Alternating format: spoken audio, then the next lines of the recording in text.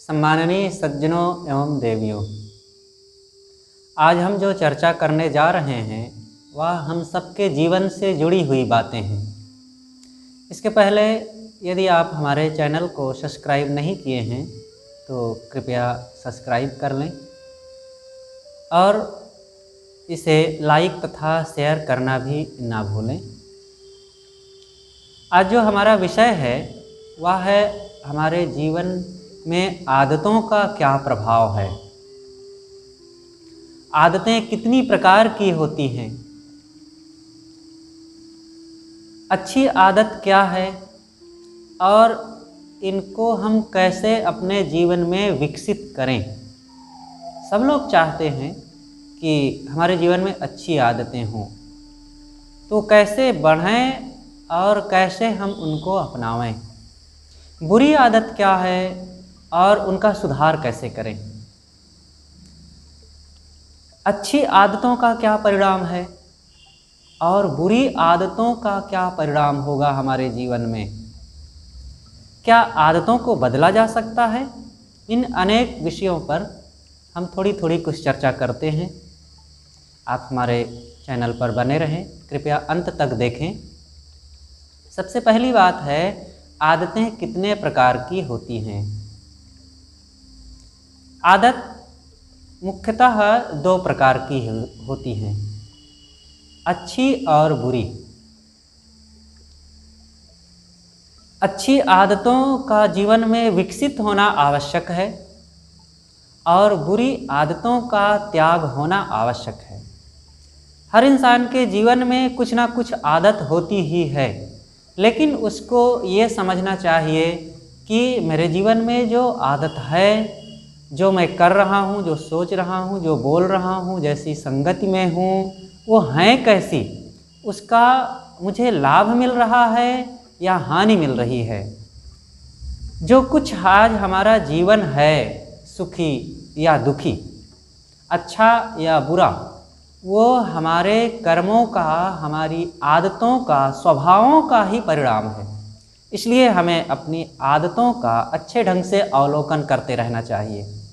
जो कुछ हम कर रहे हैं वो धीरे से हमारा स्वभाव बन जाता है, हमारे अचेतन मन में जा कर के हमारी वही ताकत बन जाती है। अब वो ताकत अच्छी हो या बुरी, हमारे लिए कल्याणकारी हो या विनाशकारी, ये अलग चीज़ है। लेकिन जो कुछ हम करते हैं धीरे से वही हमारी शक्ति बनती है और फिर हम उसके अधीन हो जाते हैं। इसलिए हमें अपनी आदतों को पहचानना चाहिए। अच्छी आदत क्या है। अच्छी आदत होना बहुत आवश्यक है। बिना अच्छी आदत के हम कभी भी सुखी नहीं हो सकते। अच्छी आदत होनी चाहिए, जैसे कि विनम्र रहने की आदत। अपने स्वभाव को हम ऐसा बनावें कि हमें बनाना ना पड़े। स्वाभाविक हमारी वाणी, हमारे विचार, हमारे कर्म और हमारा उठना बैठना, बोलना, बात करना, लोगों से मिलना जुलना सब विनम्रता पूर्ण ही हो, स्वाभाविक हो जाए। विनम्रता होनी चाहिए सबसे पहले, ये अच्छी आदत है।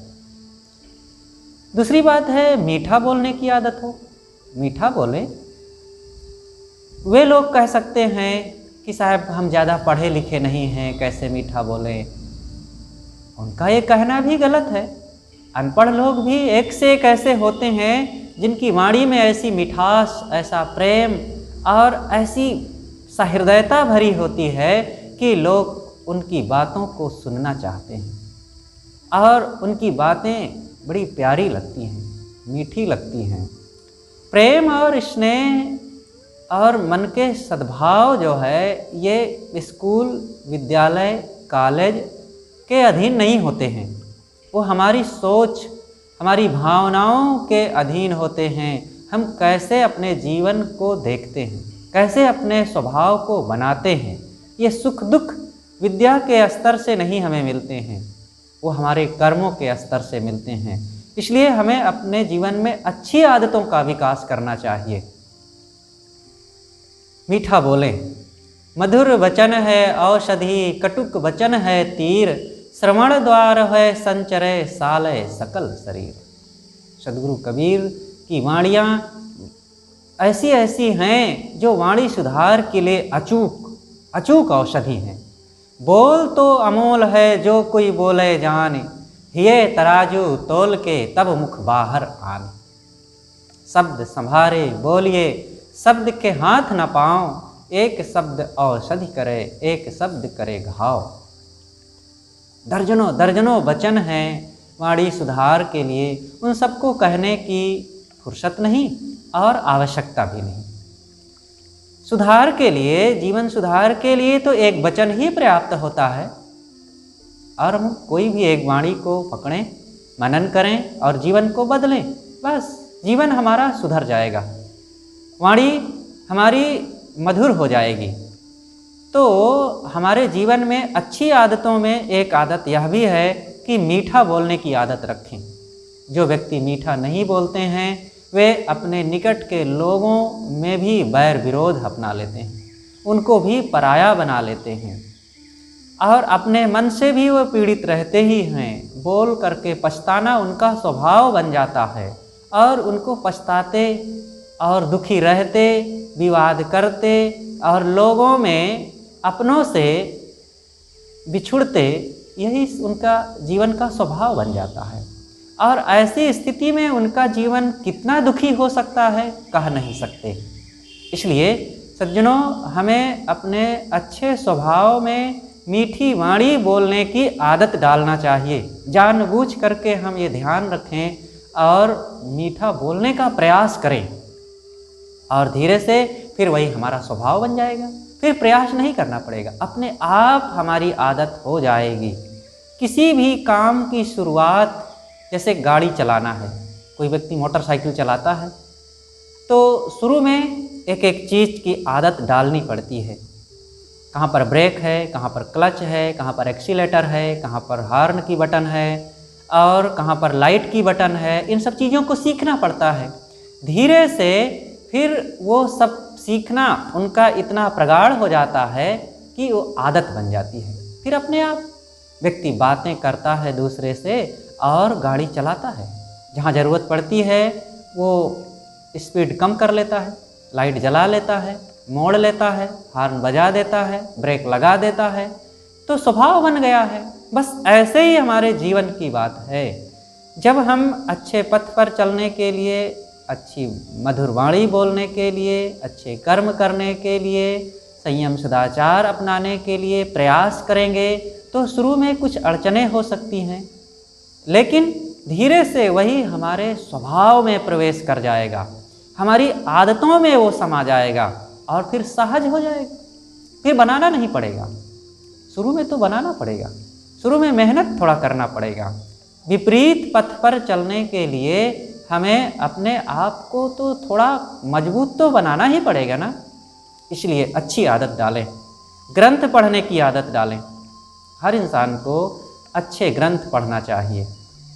संतों महापुरुषों की जीवनियाँ पढ़ें, ज्ञान विचार की बातें पढ़ें, संयम सदाचार, नैतिकता, जीवन सुधार, पारिवारिक एकता, आत्मज्ञान, अंधविश्वासों से दूर रहना, अनेक विषय हैं।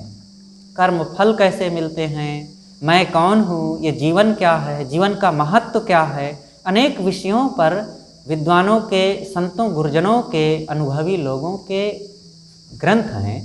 ऐसे ग्रंथों को जब पढ़ते रहेंगे तो अपने आप हमारे जीवन में वो विचार आते रहेंगे, और वो विचार अंदर में जब हमारे प्रवेश करेंगे मन मस्तिष्क में, तो हमारे जीवन को वो स्वाभाविक बदलते जाएंगे।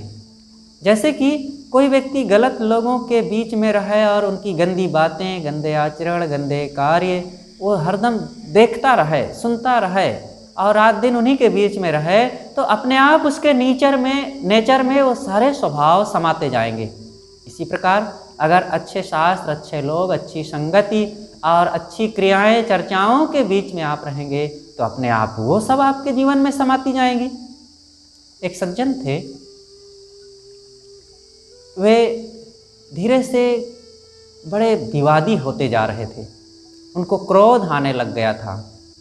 और बात बात में लोगों में झगड़ने की उनकी आदत होती जा रही थी। काफ़ी दिन ऐसे बीत गए।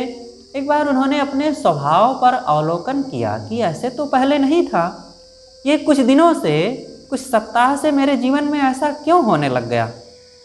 मैं तो लड़ता नहीं था, क्रोध नहीं करता था, झगड़ा नहीं करता था और थोड़ी थोड़ी बातों में उत्तेजित नहीं होता था, आज क्या कारण है। तब जब उन्होंने अपने जीवन पर सिंहावलोकन किया तब पता पाया कि एक मैं ऐसे लेखक की पुस्तक पढ़ रहा था जिस पुस्तक में तनाव, उत्तेजना, लड़ाई झगड़ा, राजनीति, कलहपूर्ण बातें भरी हुई थी और उनको पढ़ने के कारण मेरे स्वभाव में वो धीरे से आने लग गया। देखिए ऐसे विचार काम करते हैं, इसलिए अच्छे ग्रंथ पढ़ने की आदत डालना चाहिए। हर इंसान जिन बातों से, जिन स्वभावों से हमारे जीवन में सुधार हो, हमारे मन वाणी कर्मों में पवित्रता आवे, ऐसे ग्रंथों का चुनाव करो। नहीं तो भ्रामक, अंधविश्वासपूर्ण, विषयोत्तेजक, अश्लीलता, अभद्रता, लड़ाई झगड़े, कलह और एक दूसरों को कैसे गिराया जाए, राजनीतिबाजी की पुस्तकें पढ़ करके, ऐसी संगत करके, ऐसी बातें सुन करके फिर हमारे जीवन में कितनी बर्बादी, कितना गिरावट आ जाएगी हम कह नहीं सकते। इसलिए अच्छे ग्रंथ, सद्ग्रंथ पढ़ने की आदत डालना चाहिए। सत्संग में जाएं, सत्संग में जाने की आदत डालें।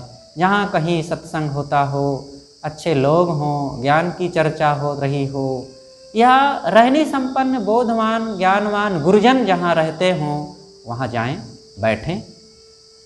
केवल उनकी बातें सुनना ही सत्संग नहीं है।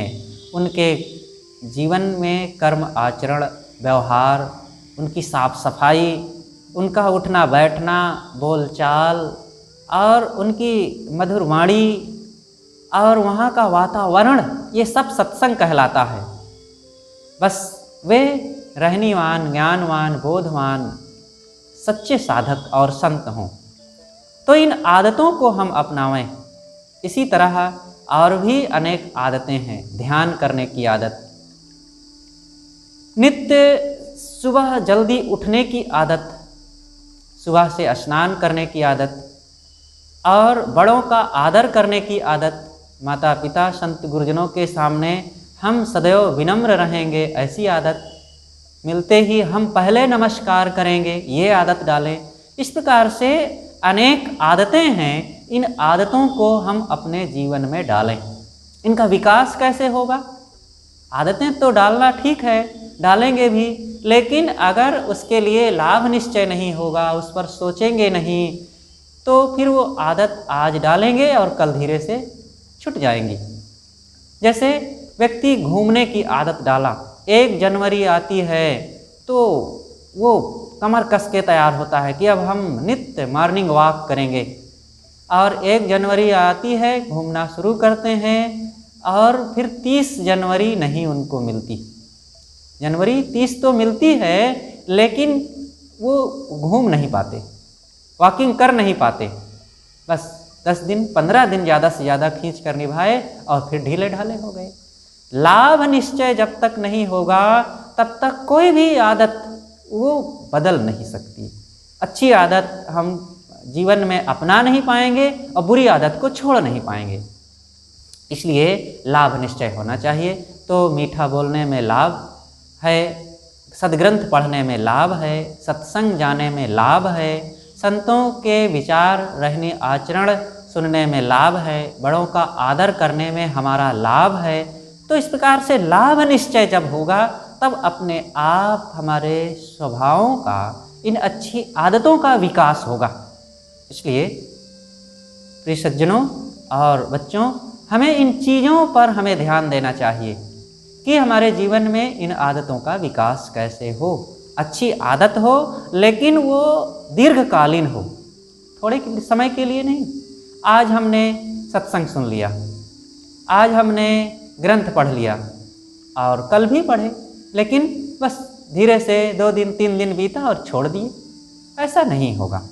कोई एक दिन व्यक्ति 1 दिन 2 दिन व्यायाम कर ले और फिर छोड़ दे तो क्या वो पहलवान हो जाएगा?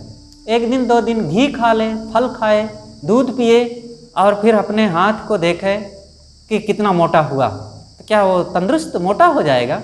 नहीं हो सकता है। नियमित होना चाहिए कोई काम।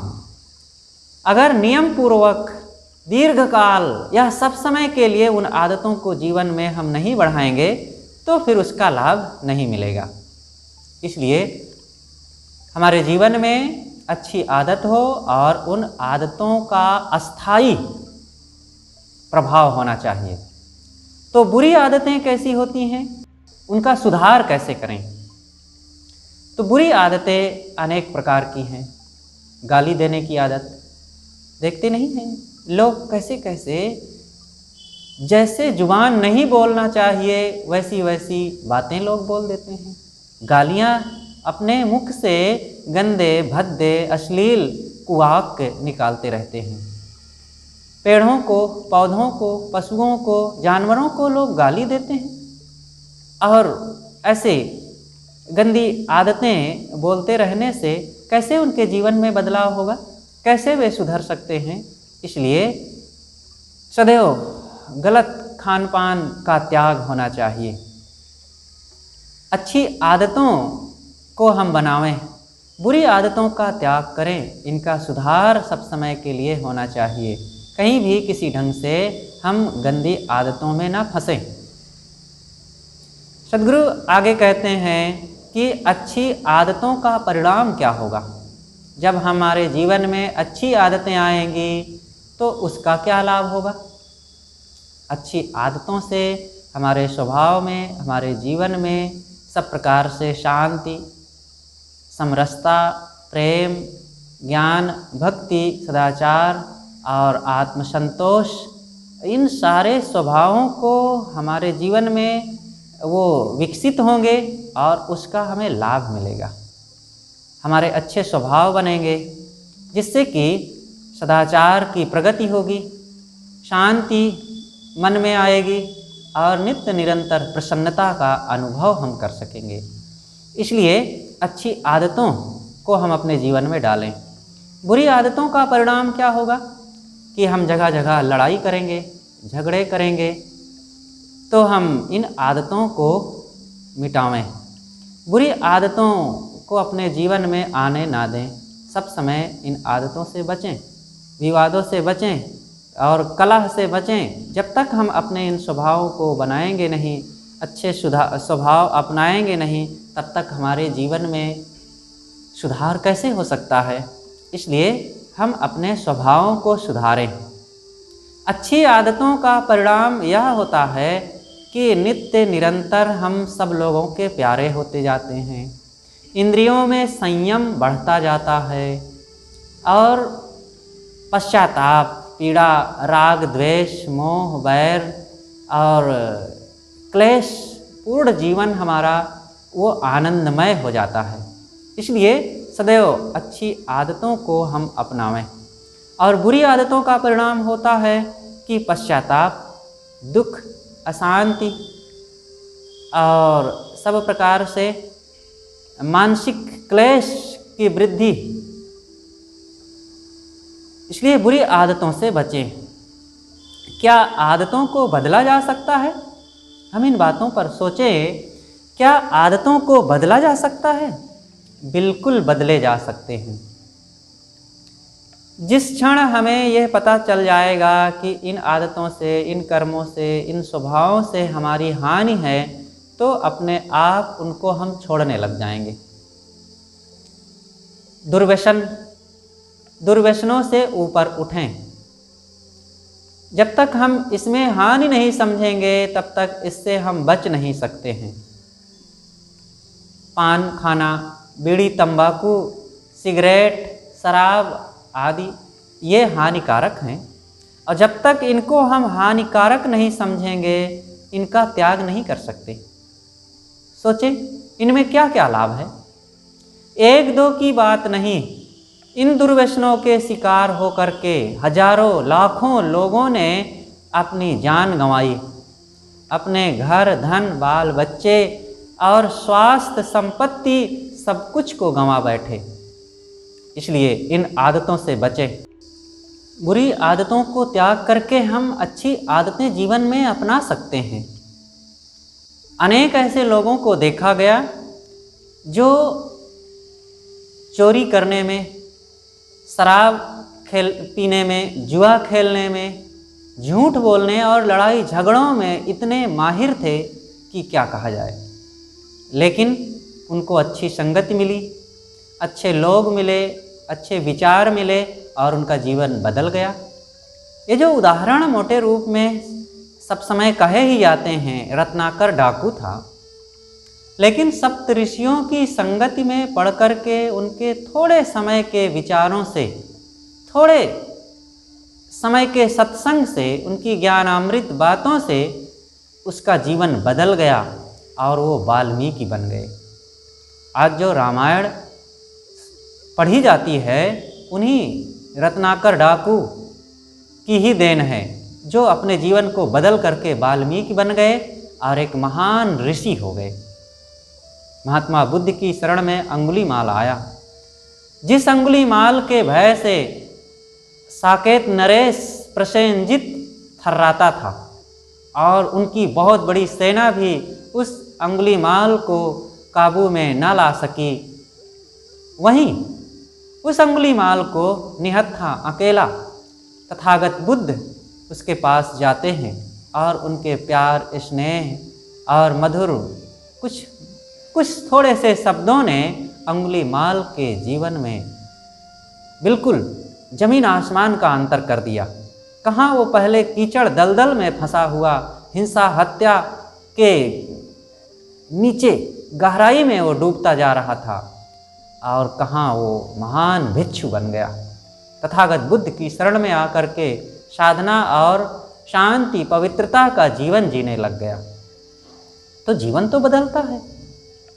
कितने ऐसे शराबी थे, अच्छे लोगों की संगति पाए और फिर उन्होंने अपने स्वभाव को पहचाना कि मैं गलत आदतों में, गलत स्वभाव में भटक रहा हूँ और ये विनाश का कारण है, और उन्होंने अपने आप पर अफसोस किया, निश्चय किया और ग्लानिपूर्वक उस दिशा में आगे बढ़ने के लिए लग गए कि अब इसको मुझे त्याग करना है, और त्याग दिए, छूट गया सदैव के लिए। सच्ची घटना मैं आपको एक सुनाऊं। हमारे गुरुदेव सद्गुरु विलास साहेब जी अयोध्या से उत्तर थे, किसी गांव में कार्यक्रम था। शाम के समय घूमने के लिए चले। गांव से बाहर जैसे ही आते हैं, रास्ते में देखते हैं कि एक बूढ़े व्यक्ति घास छील रहा है। उसके कान में आधी जली हुई बीड़ी लगी हुई थी, वो खोस रखा था। आधा जलाकर कभी पी लिया था, आधा कान में खोस रखा था कि फिर समय से पीऊँगा। तो गुरुदेव जी ने देखा तो गुरुदेव जी ने उसको टोकते हुए कहा कि भाई तुम्हारा क्या नाम है? उन्होंने कहा कि मेरा नाम है राम अभिलाष। गुरुदेव जी ठिठक गए, खड़े हो गए। तब आपने मुस्कुराते हुए कहा कि भैया आप मेरे नाम को क्यों बदनाम कर रहे हो? वो आश्चर्य में पड़ गया, महाराज मैं आपके नाम को कैसे बदनाम कर रहा हूँ? गुरुदेव ने कहा कि देखो मेरा नाम भी अभिलाष है और तुम्हारा नाम राम अभिलाष है, लेकिन ये बीड़ी पीते हो तो मेरे नाम की ही बदनामी तो हो रही है। उन्होंने एक क्षण सोचा और कुछ सोचने के बाद कान से निकाल करके बीड़ी को तोड़ करके फेंक देते हैं और कहते हैं कि महाराज आज के बाद मैं बीड़ी कभी नहीं पीऊँगा। फिर उन्होंने कहा कि महाराज लेकिन मैं गांजा भी पीता हूँ। तब गुरुदेव ने कहा कि भैया तब तो तुम और मेरे नाम को बहुत ही बुरी तरह से डुबा रहे हो। क्या गांजा छोड़ सकोगे? वो फिर सोचा और मन ही मन में संकल्प लिया और फिर एक बार उसने कह दिया कि महाराज आज के बाद मैं सदा के लिए गांजा छोड़ता हूँ। गुरुदेव जी ने कहा धन्यवाद और फिर आगे चले गए घूमने के लिए। गांव में जब शाम को घूम करके आए तब जिस घर में थे उस घर के मालिक से उन्होंने कहा, गुरुदेव जी ने कहा कि आज आपके गांव के राम अभिलाष नाम के एक सज्जन मिले और उन्होंने बीड़ी पीने के लिए तो अपने आप को पूरी तरह से रोका ही, लेकिन उसने यह भी संकल्प किया कि मैं गांजा पीना भी अब सदा के लिए छोड़ता हूँ। उस बूढ़े सज्जन ने कहा कि महाराज वो छोड़ नहीं पाएगा, वो इस गांव का ही नहीं बल्कि आसपास के 8-10 गांवों का सबसे बड़ा गंजेड़ी व्यक्ति है। जब वो गांजा शाम होती है और गांजा पीने वालों की उसके पास लाइन लग जाती है, आसपास के गंजेड़ी लोग उसके पास आते हैं और वो एक बहुत बड़े पात्र में, मिट्टी के एक बड़े हंडे में गांजा साल भर के लिए इकट्ठा खरीद करके रखता है। और वो बहुत बड़ा गंजेड़ी है साहब, वो छोड़ नहीं पाएगा। गुरुदेव ने कहा लेकिन उसने संकल्प तो किया कि छोड़ दूंगा। लेकिन बाद में जब फिर पता लगाया गया, गुरुदेव जी ने कुछ महीनों के बाद जब पता लगाया तब यह पता चला कि वह राम अभिलाष नाम का बूढ़ा व्यक्ति, अनपढ़ जो था, घास छीलने वाला, उसने बीड़ी तो छोड़ ही दिया और गांजा पीना भी सदैव के लिए छोड़ दिया। कितनी बड़ी शक्ति थी, कितना बड़ा साहस था उसका, कितना बड़ा निश्चय था। यहाँ पढ़े लिखे बड़े बड़े विद्वान, पीएचडी किए हुए लोग सिगरेट पीने, शराब पीने के इतने आदी हो जाते हैं, गाली देने, लड़ने झगड़ने, क्रोध करने के इतने आदी और माहिर हो जाते हैं, फिर उनको छोड़ना कठिन होता है। तो मनुष्य के अंदर शक्ति है, साहस है और संकल्प है। अगर वो चाह ले तो क्या नहीं कर सकता। अगर तुम चाह लो तो तूफान का पथ मोड़ सकते हो, अगर तुम चाह लो तो तारे गगन के तोड़ सकते हो। तो आदमी क्या नहीं कर सकता। और तूफान का पथ मोड़ सके या ना सके, तारे गगन के तोड़ सके या ना सके, लेकिन अपने स्वभावों को तो बदल सकता है ना। इसमें तो कोई व्यवस्था नहीं है। व्यवस्था आप कह सकते हैं कि है साहब, ये हमारे मन की कमजोरी है। जिस दिन लाभ निश्चय हो जाएगा कोई व्यवस्था नहीं रह जाएगी। इसलिए हम अपनी आदतों पर ध्यान दें, अपने जीवन पर ध्यान दें। अपनी बुराइयों को जब देखेंगे और उससे अपनी हानि समझेंगे और सद्गुण सदाचार अच्छाइयों को अपनाएंगे और उसमें लाभ समझेंगे, सत्संग सदाचार से कल्याण समझेंगे, जीवन के महत्व को समझेंगे और फिर इसी जीवन में दुखों को मिटा करके आत्म शांति की भूख जब जग जाएगी, तब फिर कोई विघ्न बाधा नहीं है कि हमें जो दोषों को त्याग करने में अड़चन डाल सके। इसलिए हम इन चीज़ों पर ध्यान दें और यह काम करें। करने से होगा, नहीं करने से कभी नहीं होगा। इसलिए हम अपने इन आदतों को बदलें। तो मैंने आप लोगों के बीच ये चर्चा किया कि हमारे जीवन में आदतें कैसे काम करती हैं। आज की एक अच्छी आदत, आज हमने मान लो एक नियम बना लिया कि सुबह हमको 4 बजे उठना है। आज उठने में दिक्कत होगी, मन भी आनाकानी करेगा, बहाने मारेगा कि अरे थोड़ा और 5 मिनट सो लेते हैं, और फिर सुबह का 5 मिनट 1 घंटा हो जाता है, पता नहीं चलेगा 1 घंटा बीत जाएगा। लेकिन हमारी नींद 4 बजे खुली, हमने निश्चय किया था कि 4 बजे उठना है, 4 बजे खुली भी, और खुलते ही हम उठ गए। उस निश्चय के तहत नींद खुली और उस नियम के तहत फिर हम उठ भी गए। तो फिर आज का ये 1 दिन का उठना अगले दिन के लिए शक्ति बन जाएगी। और आज अगर हम ढिला गए, थोड़ा सा ढिलाए, तो फिर 1 घंटा के पहले नहीं उठ पाएंगे, और फिर वो थोड़ी सी ढिलाई कल के लिए बड़ी आलस बन करके सामने आएगी। कल फिर मुश्किल हो जाएगा, परसों पुनः नहीं उठ पाएंगे। ऐसे हमारी आदतें जीवन में काम करती हैं। इसी प्रकार कोई भी आदत हो, कोई व्यक्ति आज सोचे कि आज मैं बीड़ी पी लेता हूँ, आज थोड़ी शराब पी लेता हूँ, आज इनको मैं गाली दे देता हूँ, फिर कभी नहीं गाली दूंगा। या और भी किसी ढंग से कोई व्यक्ति हो, गलत खान पान करता है, आज चलो खा लेता हूँ, संगति का प्रभाव है, इनका सम्मान भी हो जाएगा, फिर छोड़ दूंगा, फिर वो नहीं छोड़ सकता, क्योंकि उसके स्वभाव में वो आदत पहुँच गई है और उसके संकल्पों में एक कमजोरी घर कर गई है और वो कल डबल कमज़ोर बन करके आएगी और उसको विवश करेगी। जब आज वो थोड़ी सी अपनी इस कमजोरी को नहीं जीत सका तो कल यह कमजोरी भी उसकी शक्ति बन करके सामने आएगी, फिर कल कैसे जीत पाएगा। इसलिए भाई, हम अगर विजय चाहते हैं तो आज ही उस कमजोरी को जीतें और आज की जीत कल के लिए बहुत सरल हो जाएगा। कल हमें गंदी आदतों को जीतने के लिए, गलत स्वभावों को जीतने के लिए, गलत आचरणों को त्यागने के लिए आज की जीत कल हमारे लिए बहुत बड़ी शक्ति बन जाएगी। तो इस प्रकार से हम अपने स्वभावों पर विजय प्राप्त कर सकते हैं और अपने जीवन का सुधार कर सकते हैं। तो हम अपने जीवन को ऐसे बदलें और ऐसे अपने कल्याण का काम करें।